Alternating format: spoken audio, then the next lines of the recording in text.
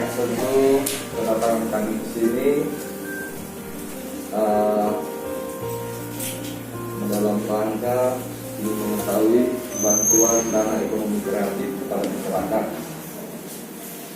Kami yang di DPR tentu dari belajar pendidikan yang masuk, tentu kami ingin belajar banyak, ingin tahu kira-kira yang pertama itu syarat pembentukan koperasi sekarang itu seperti apa.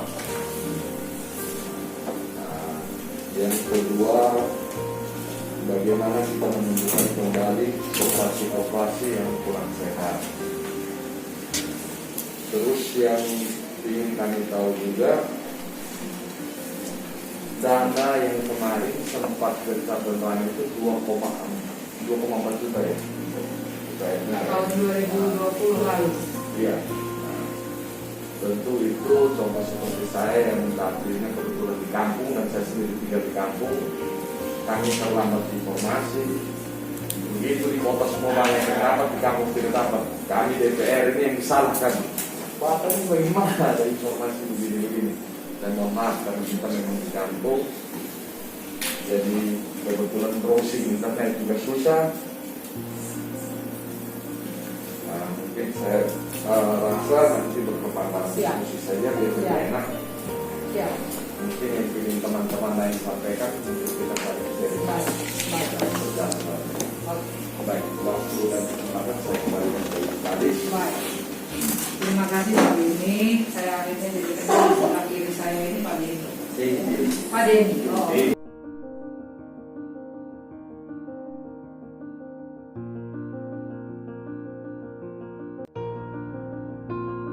Pendirian koperasi oke, kita secara teknis kita sampaikan. Kemudian ada UKM, ya. UKM itu banyak yang harus dilakukan, nanti harus kita sampaikan. Yang berikut lagi juga ada urusan ketenagakerjaan dan juga ada urusan ketransmigrasian, ya. Dan semuanya itu keterwakilannya ada di satu bidang. Katanya urusannya besar, tetapi mungkin memang betul besar, tapi dalam pengurusannya bisa kita lakukan dalam sinergisitas yang baik, semua dalam aspek manajemen yang baik. Jadi tidak ada soal, ya. Sekarang terkait dengan kegiatan-kegiatan ini, saya pakai kacamata kuda saja. Kita urus masuk ke urusan yang Bapak Ibu, ya, karena memang kalau di komisi ini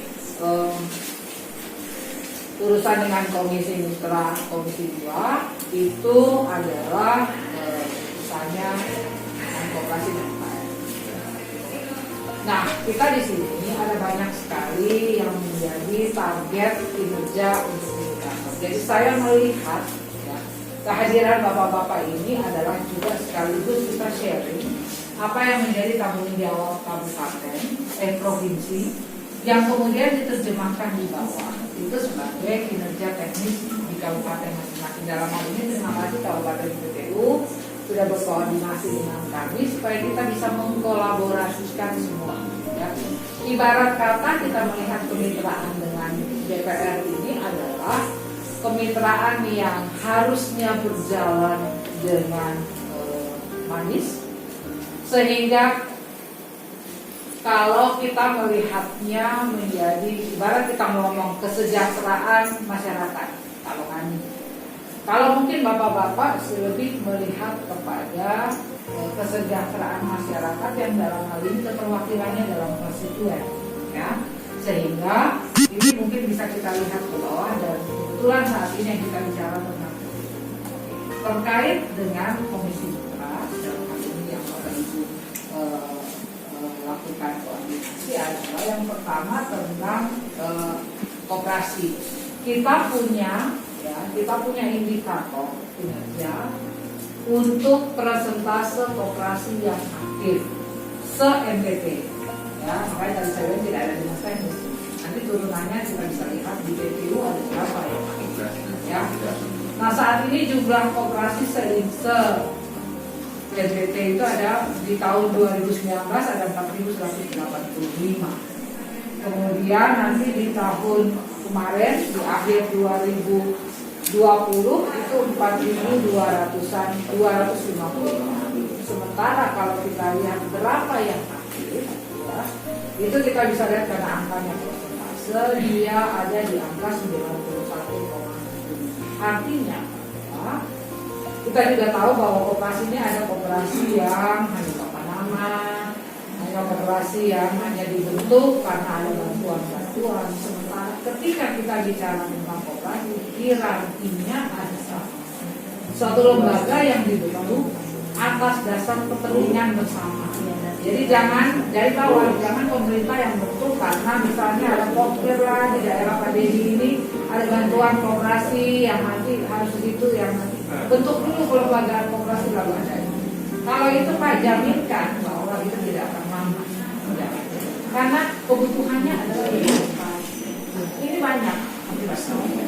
Nah sementara tugas kita di dinas teknis adalah kita harus secara teknis memastikan bahwa koperasi-koperasi yang bentukannya ini persentase keaktifannya mendekati 90%, dan 97 sampai 100%. Ibarat kata semua yang dibentuk harusnya aktif.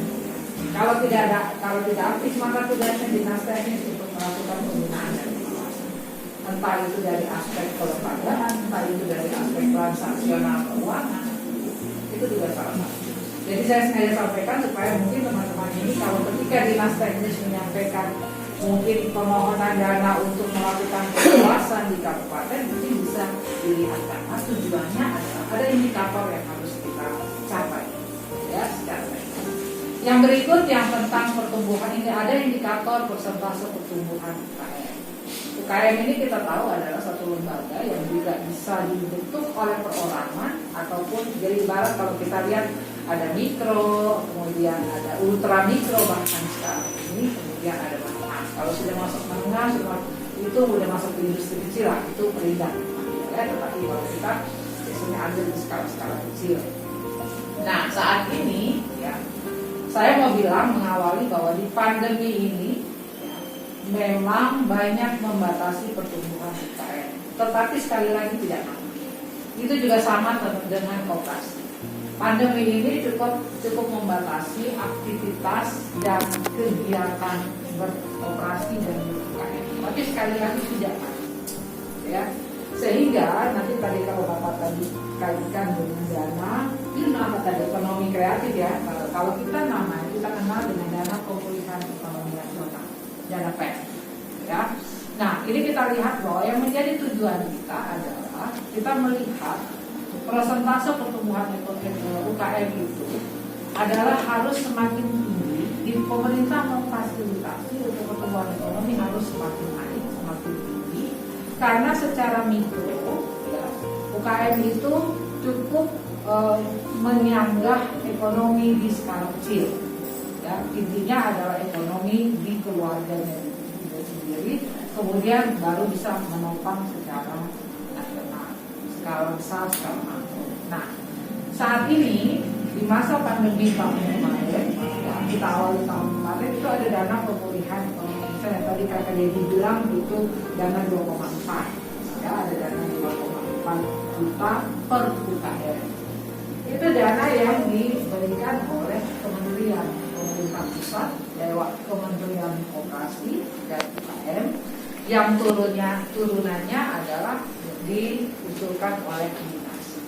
Tetapi ada satu ketentuan bahwa di tahun 2020 yang lalu lembaga pengusulnya bukan hanya dinas ya, secara teknis, tetapi lembaga pengusulnya itu adalah juga perbankan, juga koperasi, juga pegadaian.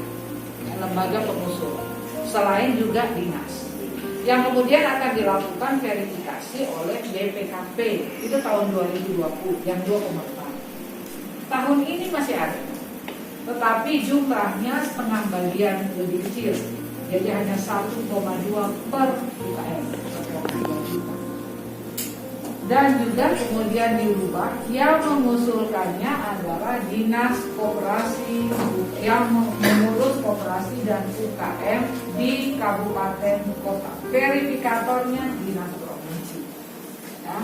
Nanti kita lihat secara angka, secara TPU itu berapa yang sudah diusulkan. Ya, kita lihat lagi secara teknis. Tetapi ikutannya adalah saat ini ketika saya ingat tadi kata dia bilang bahwa signal kemudian dipelosok, jeleknya di nasional.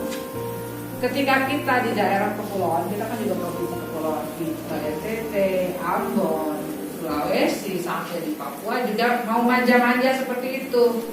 Ya, kita lambat, kita begini. Tetapi di nasional tidak bisa. Jadi ketika kita minta kuota, ya, ikutannya adalah Jakarta please bikin kuota semua merata atau secara proporsional sesuai dengan jumlah UKM. Jakarta tidak mau. Sekarang rebut-rebutan. Siapa yang mengusulkan berarti dia butuh. Yang tidak mengusulkan berarti dia tidak butuh. Itu pemahaman Jakarta. Karena Jakarta baru bisa memberi dana kalau ada usulan. Karena memang berarti ada kebutuhan. Nah, ini yang menjadi masalah. Nah, kami sekali lagi di provinsi hanya bisa menyampaikan itu karena kami sudah tidak bisa mengusulkan. Tahun lalu kami masih bisa mengusulkan. Jadi daerah kota ini lebih banyak menyampaikan usulan ke kami usulkan. Tapi di 2021 provinsi hanya bersifat sebagai verifikator.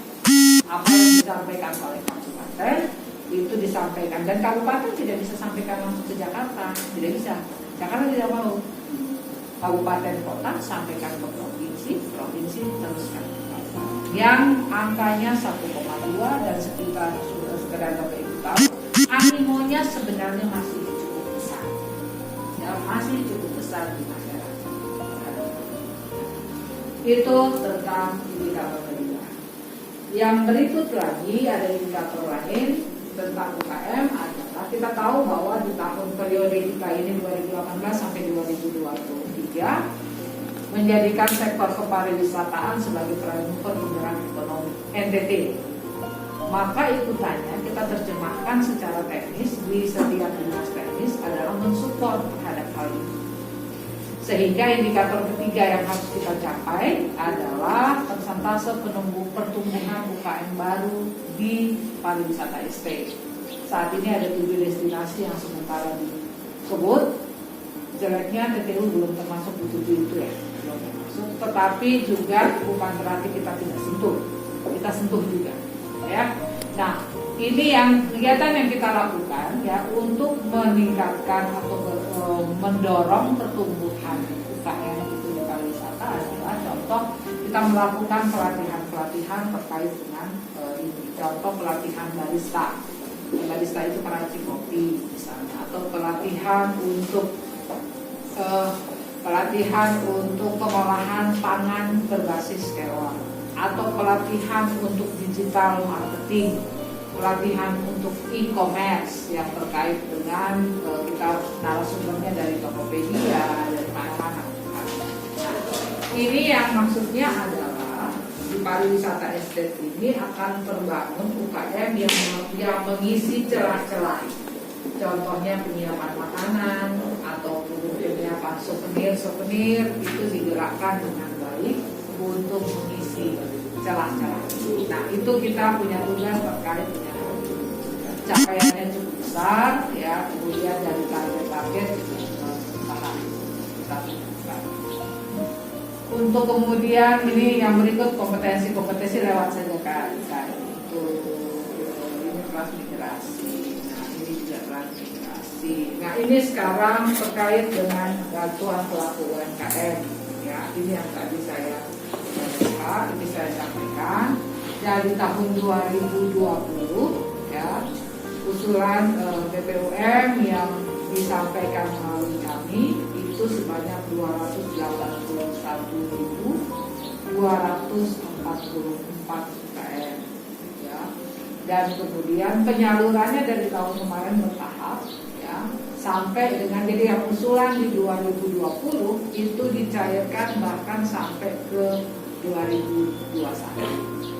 Sehingga kita bisa lihat dari total usulan itu yang sudah disalurkan melalui Bank BNI itu sebanyak 92.432 UKM ya, dengan anggaran 116,25 M ya. Kemudian jumlah UKM yang disalurkan melalui BRI, jadi kita tahu penyaluran ini melalui Bank Himbara ya. himpunan bank negara, yang kemudian untuk NTT khususnya itu lewat BNI dan BNI. Tapi BNI ini lebih banyak di provinsi, ya BNI pusat ini. Sementara kalau di BNI yang di kabupaten itu lewat BNI. Dan di tahun kita yang lalu ada sebanyak 180.245 UKM dengan anggaran pembeli yang masuk sebesar 652,41 itu besar dana yang masuk. Kemudian untuk 2021 usulannya dari 17 dinas koperasi di kabupaten kota sebanyak 135.193 yang kita arahkan untuk usulan di tahun 2021. Yang belum usul kebetulan TTU sudah usul, jadi rasanya tidak ada soal. Kalau TTU belum usul pasti itu nanti akan soal dari dapil Bapak Ibu masing-masing, ya. Nah ini kita bisa lihat kebetulan TTU juga sudah usulkan.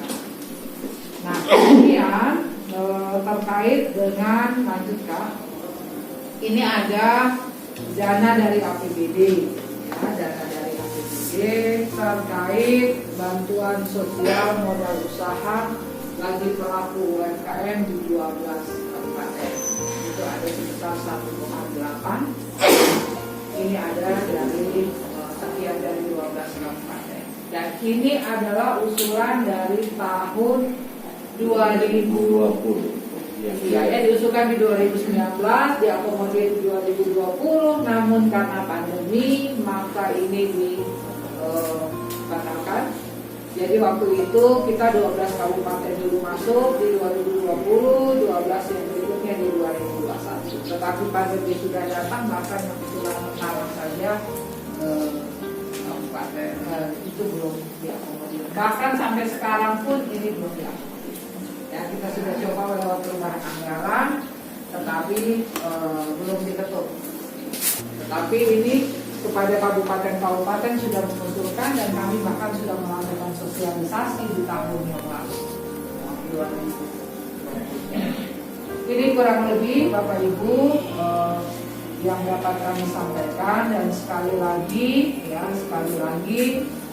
kami sangat berharap bahwa yang kabupaten lakukan lewat dinas teknis yang sedapat mungkin bisa mendukung indikator pencapaian kami di provinsi. Kami sangat butuh dukungan